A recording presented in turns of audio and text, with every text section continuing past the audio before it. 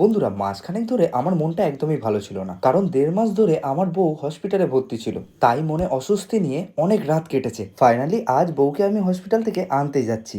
মনের মধ্যে একটা আলাদাই ছটফটানি কাজ করছিল, কতদিন হয়ে গেছে আমি আমার বউকে দেখিনি। তাই আমার ছটফটে মনকে সোনালি রোদের ফুরফুরে হাওয়া খাওয়াতে খাওয়াতে আর আলিস ওয়েল বলতে বলতে পৌঁছে গেলাম কালনা রেলগেটের সামনে। চোখে পড়লো এমার্জেন্সি দুধের গাড়ি। মনে মনে ভাবছিলাম এত দুধ খাবে কে, তাই এদিক ওদিক ঘাড় ঘুরিয়েই দেখি গণপতিদা মুচকি হেসে দাঁত কেলাচ্ছে। আমি পুরো ব্যাপারটাকে পর্যবেক্ষণ করতে না করতেই রেল গেট খুলে গেল, আর আমি সোজা চলে গেলাম হন্টার হসপিটালে। হসপিটালে ঢুকেই দেখি বউ হাসি মুখে আমার জন্য অপেক্ষা করছে। তাই মাথায় হাত বোলাতে বোলাতে অনেক করলাম সুখ দুঃখের গল্প। সত্যি বলতে আমার মতো বাইক পাগল ছেলেদের কাছে বউ ছেড়ে থাকা যে কতটা কষ্টের শুধু তারাই বোঝে। আমার বউকে আমি ভালোবেসে কিটি বলে ডাকি, আর কিটি আমার 12 বছরের সুখ দুঃখের সাথী। এই বিগত 12 বছরে আমরা একে অপরের থেকে কখনোই দূরে যাইনি। এই প্রথম 1.5 মাস দূরে থাকার পরে কিটি আমার ফাইনালি কাছে এলো। মনে একটা আলাদাই স্বস্তি লাগছিল, আর সেটা শুধু বাইক লাভাররাই বোঝে।